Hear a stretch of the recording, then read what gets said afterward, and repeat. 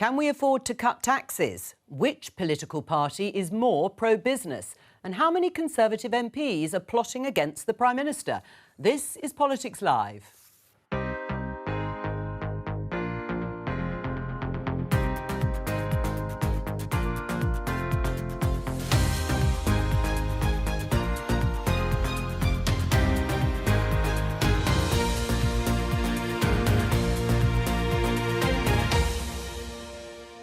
Joining me, Conservative MP Brendan Clark-Smith, Labour MP Kim Johnson, Rosa Prince from Politico and Inaya Falariman from the Daily Mail.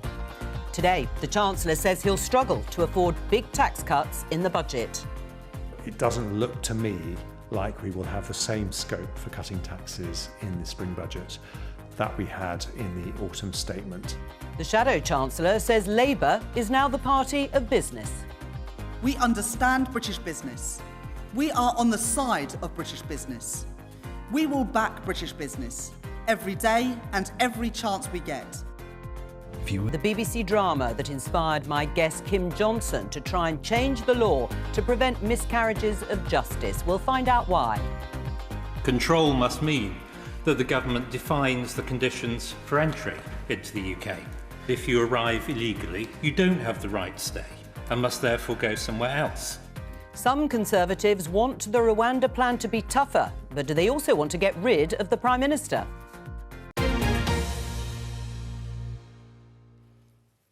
Well, you saw the Chancellor, Jeremy Hunt, there in the headlines. Just let's show you this story in BBC News. Jeremy Hunt, less scope for tax cuts in the budget, despite a few weeks ago hinting that actually there was scope for much more major tax cuts.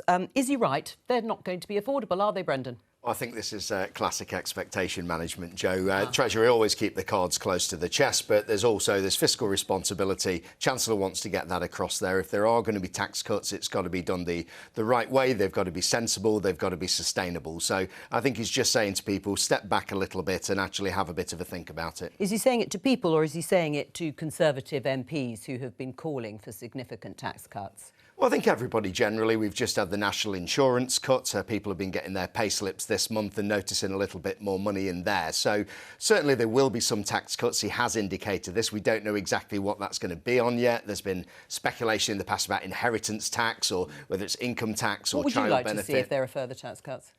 I think inheritance tax generally is something that I don't agree with morally, but I think in terms of my constituents, I think something really that would help families would be better. So again, either NI, income tax, something to do with child benefit, or for businesses, maybe IR35 is another one. Kim Johnson, what do you make of what you've just heard from Jeremy Hunt, the most recent iteration from the Chancellor about tax cuts? Should he go for big tax cuts in this budget? Well, what I would say is that we need a progressive tax system in this country, Joe. You know, we've had 14 years of austerity.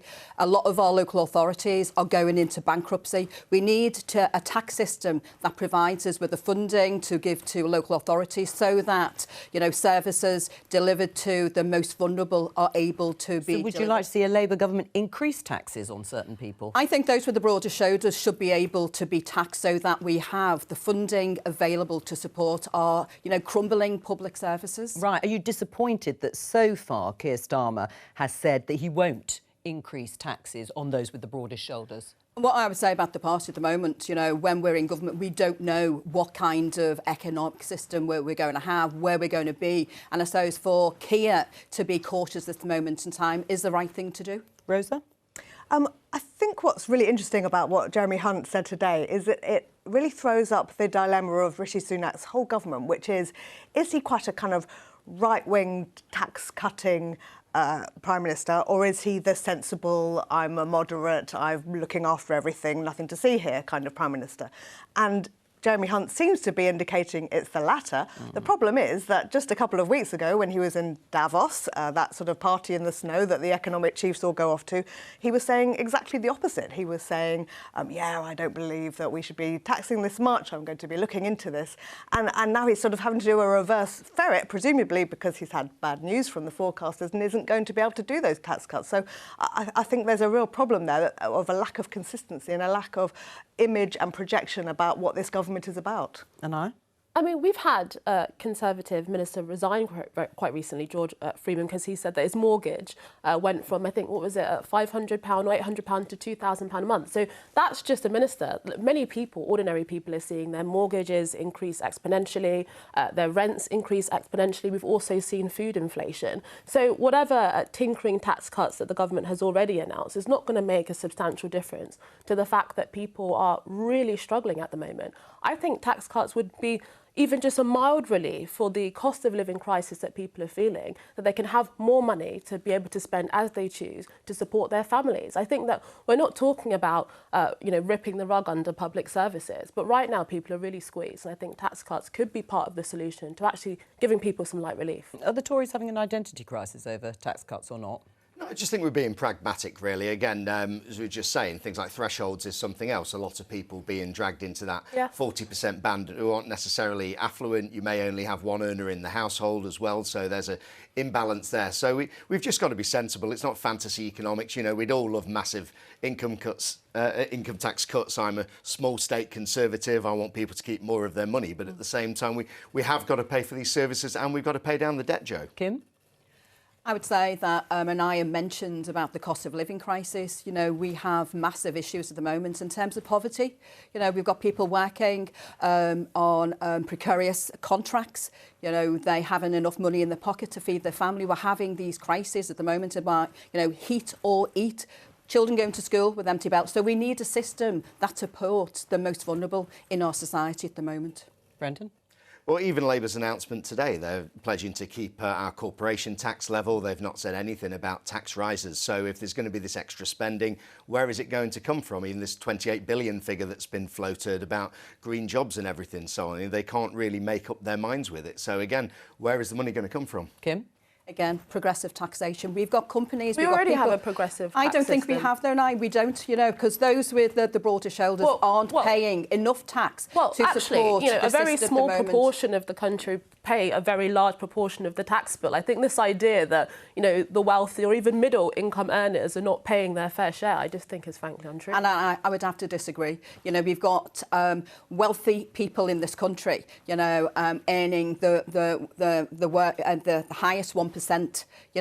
They've benefited. During COVID, during this last 14 years, we've seen a massive increase in billionaires, while those on the lowest income are reliant on food banks. Children going hungry to school is immoral. In the fifth richest economy in the world. That's what we've got at the moment. Well, let her answer. Nobody wants people or children to go to school hungry. But I think we also need to talk about creating wealth and, creating the conditions for people to be able to, start businesses, build wealth for their families. It's not solely about redistributing from people that have earned money to people in low incomes. You also have to create wealth. Well, that takes us on to the next headline in The Times. I'll break cycle of crisis, Starmer, the Labour leader, to promise business. And now we have this line out of the Labour Party's business conference. It was sold out. It's been headed up by Rachel Reeves, the Shadow Chancellor. Labour will not raise corporation tax above 25% if it wins election, says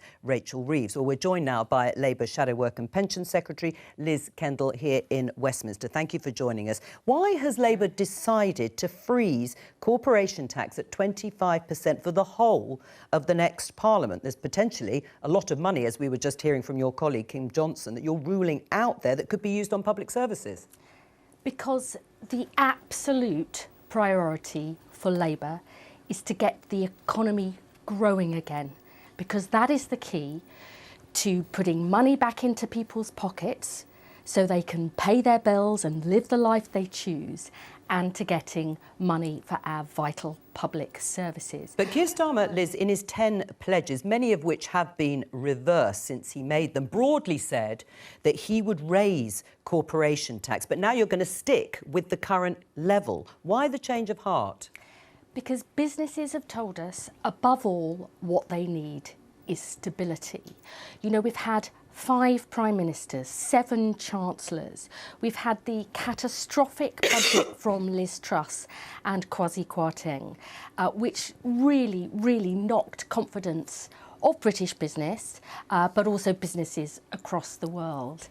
And this is the key. Getting the economy growing again is the key to all the things that we are passionate about, that ordinary people should be able to pay their bills, that children shouldn't grow up in poverty, that we shouldn't have a society with so many food banks. So unless we get the economy growing, and it's businesses that do that, that's why it's so important. It's not just about some sort of headline about, you know, we've got a good relationship with business. It's why do we want that? We want that because growing the economy is key to Labour's plan for ordinary working people and for social justice. Well, you've mentioned those two things, which is certainty or stability on wanting to grow the economy. Now, you've delivered certainty on corporation tax today, which businesses need for planning and investment. Why can't you then give those same businesses the certainty on green spending or green investment and Labour's £28 billion pledge? Because that would also be crucial to your growth plan, as you have said, because the Shadow Business Secretary said, I can't pledge that we'll hit that particular level because the health of the economy is obviously one of the driving factors around that. So you're not giving certainty on that. I don't agree with that analysis, Joe.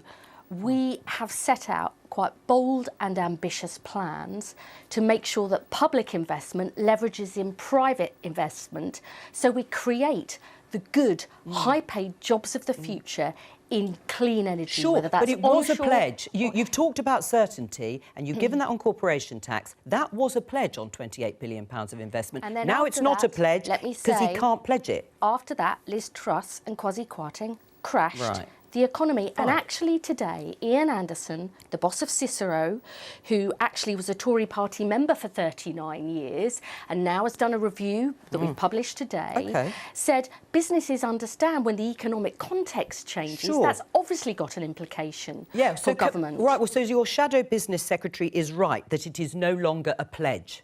For the reasons you've said. Right that it is our ambition that by the second half of this Parliament we'll get that investment going in to leverage in the private sector investment too.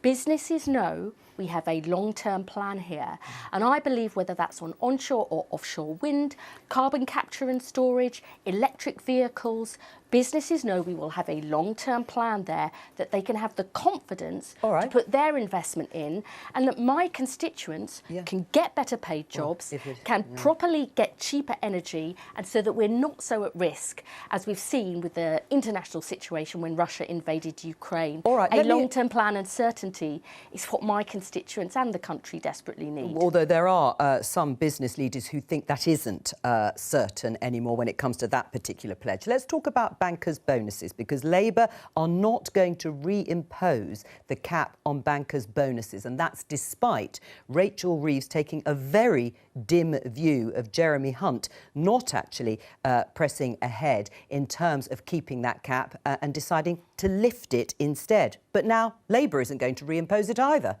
Well, you know why it was put in the first place, Joe, which was because of the financial crisis, and that there was a real concern that these bonuses were driving risky behaviour from investors.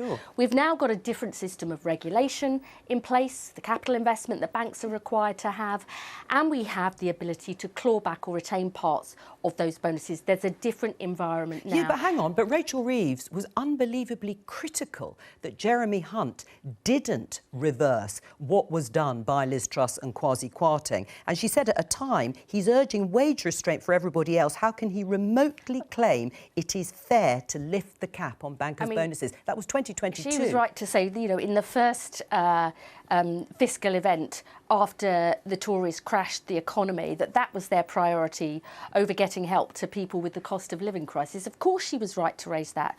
But what Rachel has said today and what we've heard from businesses is they want stability. They don't want all this chopping and changing, whether it's on this issue or on corporation tax. I mean, I think that businesses and individuals don't expect to agree with everything that a government does, and there will be disagreements. But what they do want is to have some certainty. And quite frankly, I am proud that Keir Starmer has changed the Labour Party to say we are as passionate about wealth creation as we are about wealth distribution. We'll only deliver that in partnership with business. And that, I think, is the right approach. Liz Kendall, thank you very much for joining us. What do you make of what you've just heard there? Which party is the party of business? Because I'll just show you the headline in the Financial Times. Rishi Sunak, the Prime Minister, launches new business council as Labour woos corporate sector. Well, Liz Kendall lost the leadership election to Jeremy Corbyn, but she must feel like she's won today because the party has come so far in a few years. I mean, Liz Kendall there is closer, actually, to Liz Truss than she is to Jeremy Corbyn. I mean, she's talking about growth. She's talking about that's how you grow the economy. At the moment, I think if you ask most business people, they would say that Labour's the party of business. They seem to be cozying up. The event at the Oval is a sellout. People are complaining they didn't get enough face time with Rachel Reeves and Keir Starmer. I think there is that wobble over green issues. As you identify, I think that's the one area where they're unhappy about the uncertainty and the oil and gas industry. But even there, they're having meetings, they're doing the work. And, yeah, it's quite the journey. Well, I mean, I think it's very interesting that many of the things that Liz said I completely agree with. I think it's right that Liz Kendall. Yes, Liz Kendall, that she's talking about wealth creation as well as wealth distribution, and that they're not planning on substantially increasing taxes. But I think from the perspective of the public, you then have to ask, well, what is the point in voting Labour? Because a lot of the constraints that they've placed on themselves essentially make them very much indistinguishable from many of the things that the Conservatives are arguing for. So when it comes to actually choosing who you're going to vote, I mean, some people, I don't know if this is, I doubt this is, of course, the strategy, but some people will think, well, why vote for somebody else when they're arguing for the exact same things that the current government are doing?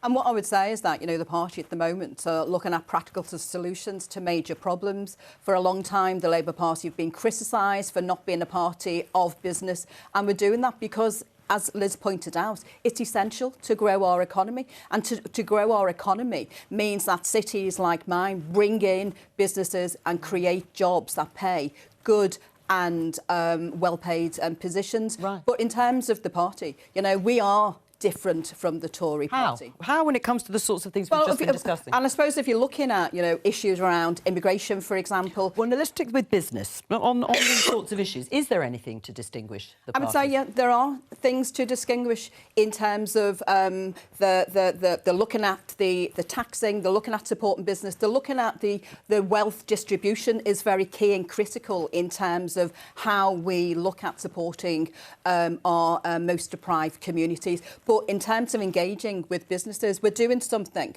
that we were criticised about for an awful long time. Yeah, for not doing. But we need businesses to bring in good jobs, right? And being able to do that. Right. I mean, important. They're stealing all your thunder if people believe the sort of traditional reputations of the parties. There's nowhere for you to go. Well, I welcome the copy and paste again because they've effectively pledged to do exactly what we've done, which is, that's absolutely fine. That's an endorsement of what we're doing. And even the cap on bankers' bonuses, I'm not bothered about that so long as they're paying their taxes and so on. That's actually a benefit, really. So when you're talking about business and the party of business, you look at the things that we've done in recent years, they're not going to roll back any of those. Things like full expensing, we're still doing that. Today we've announced things like Help to Grow for SMEs. But in terms of being a party of business, Joe, if you look at the Conservative benches, you look at people like Jeremy Hunt, you look at people like Mel Stride, all had successful businesses. The business minister, Kevin Hollingray, ran a nationally renowned estate agents. These are all business people. But they're all packing out Labour's event on business. Labour is now the party of business, isn't it? Well, I'm sure that, they want to hear what people have got to say. They'll probably be reassured a little that they're going to copy all of our policies, but maybe they'd like to have heard some of Labour's themselves. But really, where is the experience with Labour for business? You look on the front bench, there is no business experience that's there at all, and I think the businesses will pick up on that. Kim? Well, I don't know the background of all the people on the front bench, so I can't answer that question. But what I would say is that, business are really important for our economy and moving forward. Right. I mean, it's interesting. The Bank of England, by the way, have held interest rates again at 5.25%. There's an ongoing debate as to when they might start to cut the rate. Now inflation is falling, or the rate at which prices are rising is slowing. Obviously, Rishi Sunak is banking on improving economic figures. Yes, inflation coming down, maybe interest rates come down. But are people listening to what the government is saying on economics and business? Well, Rachel Reeves actually worked for the Bank of England, so she does have that background. And we have a piece, fun enough, in Politico today saying that Rachel Reeves has kind of grabbed the public's attention. Do you remember a BBC producer called her boring snoring a few years ago? Now she's boozing schmoozing, Rachel Reeves. I mean, she seems to, her polling shows that she's quite popular. I think she has grabbed the attention. People do seem to like her and trust her. She's cut through in that way that a lot of politicians haven't. Inaya? Yeah, I do think it is true that Liz is not Liz, Rachel Reeves is cutting through. And I think talking about growth, talking about growing the economy, Labour's slogan, getting Britain's future back, I think these are the kinds of things that people want to hear, that actually that the country is going to be transformed and actually there is a vision for the future. But in terms of the substantive policies, I think it's still weak, as we've just heard that many of the things that the Tories are doing, they essentially just want to continue it. We're not seeing real radical policies that are going to magically improve the economy and get money in people's pockets and create wealth. There's a lot of rhetoric, but I don't think it's met with the policies as of yet. I mean, Kim, do you agree with your party not to reimpose the bankers' bonus? Well, we look at what happened in the 1980s, Joe. Bankers, crashed the economy. Banks had to be bailed out. So, looking at bonuses, I personally would feel that we need to look, differently at those issues. Would you like to see the cap reimposed? I personally would. You would? I would. So you're disappointed by what the Labour Party is doing. You said your party is pursuing practical solutions. Is this one of them? The party and Rachel will see it as a practical solution, as a backbench MP from Liverpool with lots of disadvantage is an issue. We need funding to be able to grow the economy, create jobs, and particularly support our local authorities. My local authority has been cut to the quick. 63% of funding taken away from 450. We've got, more children entering into social services. We need something that looks at these, really pertinent issues that are in our communities at the moment, in the country that we need to support. It's interesting because Kim is the second Labour MP, backbench MP. Barry Gardner was sitting here. He disagrees with this decision. How big a problem is this potentially, or is it not? I think it's not a problem at the moment because I think they feel that the left, the leadership feels that the left isn't a huge influence, that they are a voice slightly in the darkness. I'm a Labour MP, you know what I mean? I don't want to be categorised, OK. I think going forward, it becomes more of a problem, actually, and particularly in government, particularly if that majority isn't as big as the polls now suggest, which almost certainly it won't be because the numbers will crunch a bit. And I think at that point, then people will be upset and they will need the votes of people like Kim and Barry Gardner to go through the lobbies to get their legislation through. And if they feel that they're constantly sidelined and their views are constantly being not heard, then that creates tensions. Let's go into the chamber because I understand that the debate is underway. This is on the new Northern Ireland deal. It's the new agreement that we've been discussing the last few days for fewer or no checks on goods from Great Britain to Northern Ireland that resulted in the DUP agreeing to end their 2-year boycott of sitting at Stormont. There could be a vote at the end of the debate. In fact, we can just see Chris Heaton-Harris, the Northern Ireland Secretary, standing at the dispatch box, or it may well be nodded through. There's certainly enough support for it. And as long as there are no further issues, then Michelle O'Neill will become the first Sinn Féin politician to become First Minister at Stormont, possibly being sworn in as early as Saturday. That's going on in the chamber at the moment. We're going to talk about Rwanda because one of our guests here, Brendan Clark-Smith, resigned from his post as a deputy chair of the Conservative Party.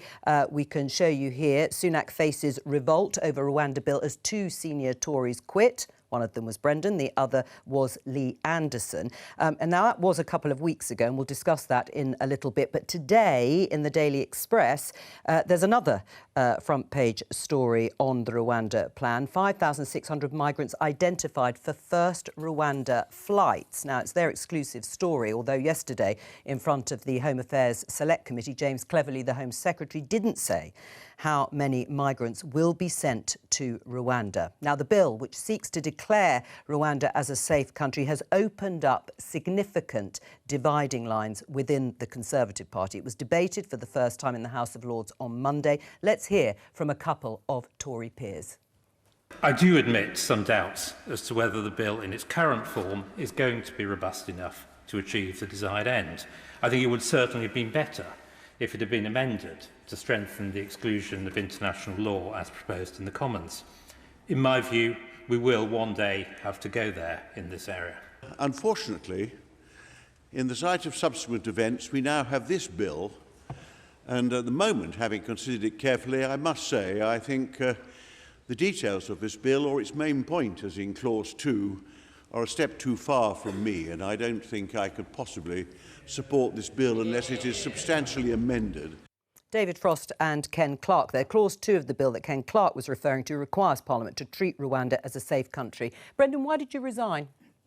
Well, the thing is, you just heard Lord David Frost there. I think that's a good explanation of why. So it wasn't a binary issue as to whether you agree with the Rwanda policy or you don't. It was more a case of that we didn't want to make it softer or harder. We just wanted it to work. So the debate is, until that plane actually takes off, we don't know. So what we wanted to do is we wanted to amend it. We wanted to put some extra safeguards that were in there. That amendment didn't pass in the end, but as somebody who was on the payroll to be able to vote for that, then I had to resign from my position. And they're the rules. There's no hard feelings about that. But then I did vote for it at third reading because I think it's better than having no bill at all. Right, although some of your constituents might find that logic hard to follow. Lord David Frost also said that the government needs to ignore international law. Do you agree with him? Well, I think Parliament's sovereign. That's why we had Brexit. We've just come up to the 4th anniversary of that. So if we're making laws in Parliament, this is what we're here for. That's the whole point. We should be able to pass that and things should be able to work. Now, if we get into the stage where we can't even influence things in our own Parliament, you know, there's no point people like me being here, quite frankly. You know, this is actually what our job is. So you can still look at international treaties, you can still be responsible, but if you actually having the will of the people, as we say, and we want to get those flights off, we should be able to do it, Joe. Right. Well, let's just have a look at this headline, because you resigned alongside another now former deputy chairman of the Conservative Party. Lee Anderson says he'd like his old job back and regrets Rwanda revolt. Do you want your job back? Well, Lee didn't actually ask for his job back. He was asked if you were offered it in the future, would you take it? And Lee said, well, I've not resigned out of any hard feelings. Well, any regrets? Do you have any regrets? Procedural thing. No, not really. I think you have to stand up for what you believe in, and sometimes that means you have to make very hard decisions. Now, I'm still very committed. I still want to get this legislation through. I want to see the plane take off. We fully support the Prime Minister with that. We think he's got the right idea, and are still going to carry on campaigning for the party and supporting it as normal. Right. What's Labour's plan? Well, Labour's plan is to look at challenging the gangs that, you know, thrive on the vulnerability of people crossing the channel. But, you know, we've got 400 million, you know, has been spent on this gimmick of a scheme. You know, and what I truly believe is that, you know, we need safe and legal routes. We need to look at humanitarian way of dealing with this crisis. That would take time, of course. You know, there are some safe and legal routes. We've got a backlog at the moment, Joe, of massive cases. Even yesterday, you know, you showed that headline, 5,600 on the first flight. James Cleverly and the Permanent Secretary at the Home Affairs Committee could not give an answer to the numbers that are going to be flown out. Brendan? But I would just, can I just say, though, for me, you know, Rwanda isn't a deterrent. It's not a deterrent. But what we do need are more safe and legal routes. Well, we don't know because it's never happened. Sorry, Anai. What we've just heard there is that Labour do not have a plan. Looking at possibly looking at the gangs, I mean, that's just not a plan, is it? And when it comes to safe and legal routes, as I've said actually on this programme before, there are already safe and legal routes if you are an Afghan, or some, for oftentimes, can I just finish? People that are Afghan interpreters. We took hundreds of thousands of Ukrainians. We've also had a bespoke legal route for people from Hong Kong and often for Syrians as well. So actually, for oftentimes the most vulnerable people that we all have a connection with, we have had safe and legal routes. If you just want a blanket humanitarian visa, then you're going to have millions, if not tens of millions of people applying. So that's just not workable. But respectfully, for the people that rebelled on the Rwanda bill, what I think this has essentially done is just given lots of arguments to the Labour Party. They totally trashed the bill, saying it was unworkable, that it wasn't robust enough, and then ultimately voted for it. That's just giving ammunition to the opposition. surely. So it seems kind of pointless at the end of the day that there was the amendments and the rebellion. Brendan?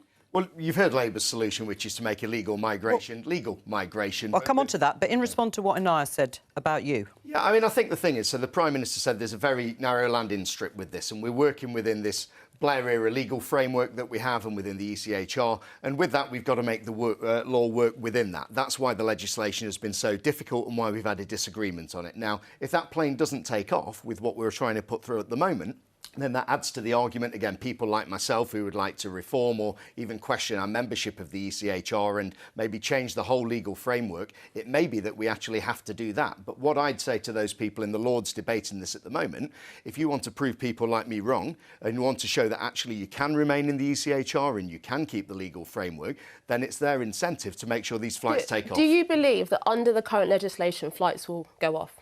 I think it will be very difficult. I certainly hope so. So you don't think it's going to happen? I think it could do, and I think we don't know. So even if our amendments had been accepted, there's nothing to guarantee still that under the legal framework that we've got that it will take off. So until it does, we just simply won't know with the legal challenges. Can I just make a really quick point? It's not the exact same bill, but actually we've just heard in the last week that Giorgia Meloni in Italy is going to be processing asylum applications in Albania. And actually the European Union described it as out-of-the-box thinking. They thought about it quite positively. So whilst it's not the exact same bill, there is nothing fundamentally immoral, unworkable about processing asylum claims offshore or using other countries to support you. And the courts have said it is lawful. It's Rwanda that they say isn't safe. Rosa? But if you are somebody who genuinely believes we have too many migrants in this country, surely the route you want to go down is to tackle legal migration. And it seems to me that it's a big sort of side issue for the government, a big distraction.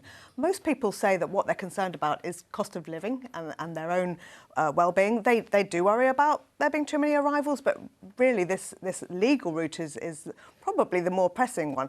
Now, somehow Rishi Sunak's got himself in a situation where the Archbishop of Canterbury is standing up against him, where Baroness Hale, who, as you remember from the Supreme Court, with her spider, is standing up. Ken Clarke, who we heard earlier. This is a fight that he seems to have picked almost to reassure people like Brendan on the right of the party that he's one of them. And it seems to me that it's been a massive distraction. All through Christmas we were talking about this. It's going to come back again. And as he goes into an election season, is this the conversation he wants to be having rather than, as we talked about, the economy, which might well be starting to come round? Well, let's stick with the idea that some of them, maybe not Brendan, will ask him, who are against the Rwanda plan in its current form, they want it to be toughened up, has led to an awful lot of speculation about plotting against Rishi Sunak. The Times, the plot to replace Rishi Sunak with Kemi Badenoch. She has X Factor. Then another headline in The Guardian. Oh, that'll be Kemi Badenoch on the phone for you. Kemi Badenoch is member of Evil Plotters Tory WhatsApp group. And finally, as the group is now called in The Independent, the Evil Plotters WhatsApp group is a joke, but it could kill the Tory party. Who are these plotters, Rosa? Yeah, there's a group of them. We don't know exactly who, but certainly people like David Frost, who commissioned the poll that showed every single Conservative MP exactly how much danger they're in come the general election. There are some special advisors. There are some MPs. They've got offices and everything, and they're going around talking to journalists like me all about their plans. They don't quite have a candidate. Kemi Badenoch doesn't seem too into it. Suella Braverman is on some people's lips, although she's seen as quite divisive. But they certainly think that there are danger moments coming for Rishi Sunak, first with those by-elections and then the May local elections. Right. I mean, are you one of the evil plotters or part of the Evil Plotters WhatsApp group? It's the name of a WhatsApp group, to be clear. No, absolutely not. And again, divided parties don't win elections. So I think people are fed up of this now. It's getting a little bit daft. So what I would say to any of those people who are thinking about that, get behind the Prime Minister, support what he's trying to do and show that as a united party we can actually deliver for the public, because that's what the real issue is, not about personnel, it's about policies and getting them done. Are you in that WhatsApp group? No, and I wouldn't want to join it either. You wouldn't? No. Have you been asked? No, I've not, no. Right, you've got complete confidence Absolutely, 100%. in Rishi Sunak? Yes. Will they have any success, this group? Because they are, most of them, unnamed, apart from a few that we know about. Well, Kemi, said over the weekend that, she completely backs the Prime Minister. I think the only thing that it's going to do is to divide the party more, and I think it would just strengthen Keir Starmer, that the Labour Party are essentially, or at least ostensibly, united and a government in waiting, and the Conservatives are fragmenting and fighting lots of battles and trying to replace one another. Many of the things that have got us into this mess over the last year or so anyway. So I don't think it's going to be effective. I think it's not the right thing for them, and I think it will make the Conservatives just look weak. Let's talk about something different. BBC News headline, Kim Johnson, our guest here, MP inspired by TV show to launch bid to reform. We're going to show you in a moment a clip. You saw a little bit of it in the headlines from the BBC drama Common, written by Jimmy McGovern. It's a fictional story that tells the tale of a group of young men who are all convicted of murder, even though they didn't all strike the fatal blow. And it all comes under the law called joint enterprise. Kim, can you tell us why this drama inspired you to try and change the law on joint enterprise? Because it depicts just how wrong the law was, because a young boy took his friends to a pizza shop to buy pizza.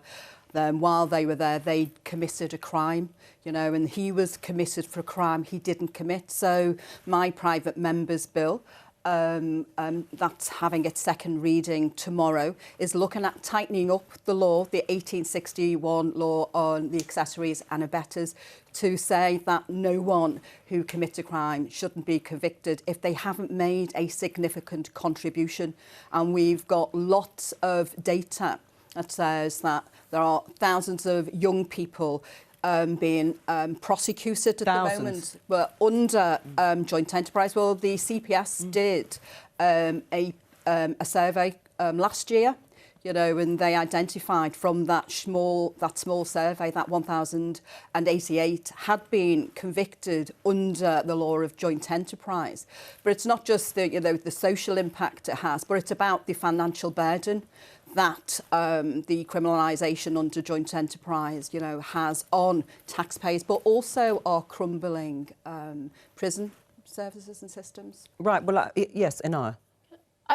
So I think it's totally right that we look at our criminal justice system and see if there are areas where injustice or miscarriage of justice is taking place. But when it comes to the joint enterprise law, I would argue that it is an essential law to convicting gang members and even people involved in paedophile rings. There are many cases, murders, some of the most serious crime, where someone may not have committed the fatal blow, but they were essential to that particular crime being committed. A few examples. Someone might have held somebody down, knowing that someone was attacking them. People often might knowingly drive perpetrators to the scene of the crime, knowing that if it wasn't for them driving them there, knowing that that person would not have been killed. And sometimes they don't even have to have been in the room. There have been cases, and I think rightly so, where people have been in private WhatsApp chats or other private group chats where they have knowingly given the location of someone that they knew the other people in that chat intended to seriously harm or murder. So I think that it's very easy to say that, oh, well, they didn't actually commit the crime itself that led to the serious harm, but oftentimes they are absolutely essential, and that often happens when it comes to gang members, and it's right that the crime addresses that. And I think the punishment should fit the crime, and I'm not saying do away with joint enterprise. I'm saying that the law needs to be tightened. The 2016 Jogi case, the court identified then that the court had taken a wrong turn and that the law wasn't used in the right way. However, since 2016, what we've seen is that an increasing number, and it is essentially young black men, because the CPS identified that black men are 16 times more likely to be prosecuted under joint enterprise. Yeah, well, black men are also 24 times more likely to be murdered than their white counterparts. So there's also the issue of involvement in certain types of criminal behaviour that we need to look at. Taking particular statistics in isolation without looking at how some communities may or may not be involved in certain types of crime, I think is missing the bigger picture. And just because black men may be disproportionately impacted does not in and of itself mean that that law is being misused. Right, let me just show you this headline, BBC News, because you referred to this this in 2016, joint enterprise law wrongly interpreted for 30 years, Supreme Court rules. So it looks as if it's a long overdue change if the Supreme Court feels it's been wrongly interpreted. Well, I think that, as I said in the beginning, if there are miscarriages of justice happening, I think that we undoubtedly need to look into that. Nobody wants somebody to be wrongly convicted. But the principle of joint enterprise, where somebody may not have committed the fatal blow, but they had essential involvement in that crime, is absolutely right. Brendan? I think that's a key point. So I watched that drama as well, and it was incredibly moving, and it certainly made me think twice about it. So I think it's looking at the miscarriages of justice, making sure that the law is used properly. But Will you back him? Will you back him? Potentially, I'll have a look at it, certainly, Thanks, because I think it deserves respect. It's trying to solve something where there is potentially a problem. But what I would also say is we don't want to throw the baby out with the bathwater, because this legislation was also used, I think the Stephen Lawrence case actually is probably one of the prime ones. So used correctly, it's actually got some good uses. But as Kim said, we want to get it to work properly. So certainly that's what we're there for as parliamentarians. We're there to scrutinise legislation, see if it's actually working, and we'll see whether we can improve it or whether it needs changes or not. Rosa? Yeah, I mean, that seems very sensible to me. I once was actually called to jury duty in a joint enterprise trial, and it was a trial of a dozen young black men. It was an extraordinary scene to see them all lined up in the dock.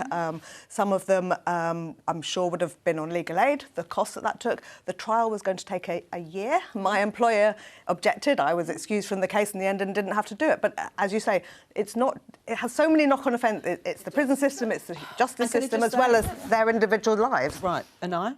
With serious youth violence absolutely soaring in this country, I kind of think that the idea that just because certain communities might be disproportionately impacted, that in and of itself means that is a problem or that something is being misused. Actually, I think a lot of parents in this country, black, ethnic minority or otherwise, actually want to ensure that the police have the resources and the tools they need to get seriously violent, dangerous people off the streets. And as I said before, just because someone may not have stabbed or shot that gun, they may be seriously involved. And I would like to understand, and respectfully with the bill, I'd like to understand, in some of those, what example cases would you point to that you think the joint enterprise law shouldn't have been involved? Because I think I read the article that you wrote, and you mentioned the young gentleman that was convicted on that law when he was involved in the private chat.